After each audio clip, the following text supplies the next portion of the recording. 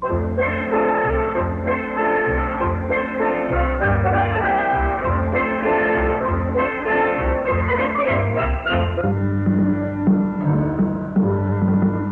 story begins in the ancient country of Persia, in the city of Baghdad. One day, a porter carrying a heavy load stopped to rest near a beautiful home. He looked at the splendid house and said, "How is it this man has so much and I have so little?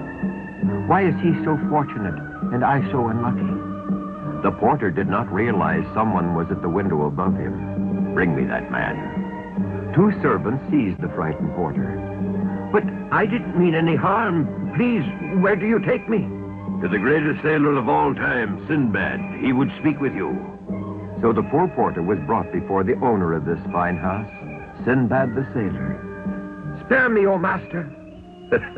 Do not be afraid, my friend. I heard your remarks as you rested, and I would like to tell you a story. A tale you will never forget. Please be my guest and feast with me while I tell you of my adventures. As a young boy, I was very poor, but I was determined to search for my fortune. I decided on a sailor's life and signed on as a deckhand on the Golden Fleece. She was the most beautiful and fastest ship that ever outraced a pirate craft. I sailed for many years, learning the business of shipping and trading, waiting for the day when I would own my own boat. One day, we were caught in a typhoon and blown far off our course. A giant wave washed me and two companions overboard. We clung to a log for a while, but soon we were separated in the storm. Then, night fell over the violent sea. I swam until I found myself on a strange beach. Confused and frightened, I wandered into the jungle and became lost. Finally, I dropped from exhaustion. Suddenly, I was no longer moving. The raft had stopped. Then I saw why. A monster 20 feet tall had grabbed the raft and was lifting me up in the air. He had one huge eye, large ears, and an ugly mouth. The hideous creature paralyzed me with fear, for I expected to be killed at any moment. The beast took me to his nearby cave and dropped me into a cage, and I saw what my fate was to be. There, tied to stakes, were my two shipmates. The monster was going to cook and eat them. I couldn't see any way of escape. My only hope was to distract the giant somehow. Then I thought of the jewels.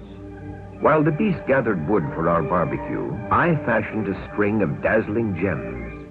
When he returned, I dangled them to attract his attention.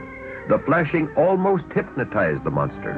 He opened the cage door and grabbed the tantalizing jewels while I slipped out. Quickly, I freed my friends, and we ran for the river in my raft. The eye of the creature was only interested in the sparkling toy, which he had now placed about his neck. But we didn't know how long that would be.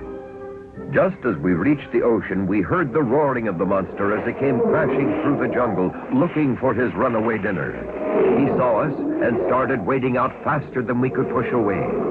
The jewels sparkled as he moved. Just as he was about to grab the raft, a great shriek stopped him, and he looked up. The rock had missed the jewels and had seen them sparkling on the giant. The battle was on. While the two monsters fought, we frantically pushed far out to sea and drifted away with the current. The next day, we were picked up by the Golden Fleece. I had enough jewels to make the entire crew wealthy. I was able to buy my own sailing ship and prospered as a merchant and trader before I settled here in this home. And so, friend, you see, I earned my fortune in a great adventure. For listening to an old man's story, I present you with a gift.